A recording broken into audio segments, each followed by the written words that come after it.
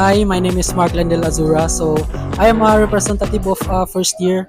So, kaya po ako sumali kasi isa tong malaking opportunity po para sa akin. Para i-showcase po kung ano po ang klaseng chef at para i-showcase na rin po ang skill ko sa chef.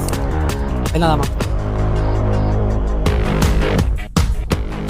My name is Maril Amcrave, first year representative. Sumali po ako ng MasterChef dahil para mapakita po yung talento ko sa pagluluto and for experience din po.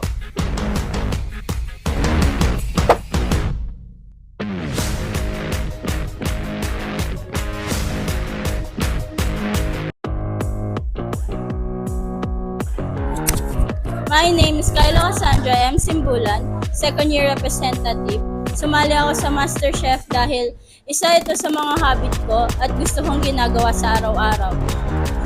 At hindi lang yon nalaman ko na marunong ako magluto is recently lang na naging habit ko, like 2 years ago. Kaya ngayon gusto ko subukin ang aking skills kung nag-improve ba siya or may pinagbago.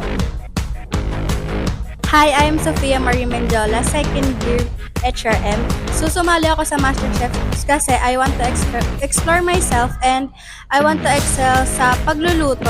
And hindi lang yun sa pagluluto, gusto ko rin magkaroon ng experience sa maraming tao. And I want to share my hobby na marunong ako sa pagpe-plating and also sa cooking ko. Yun lang po. Thank you!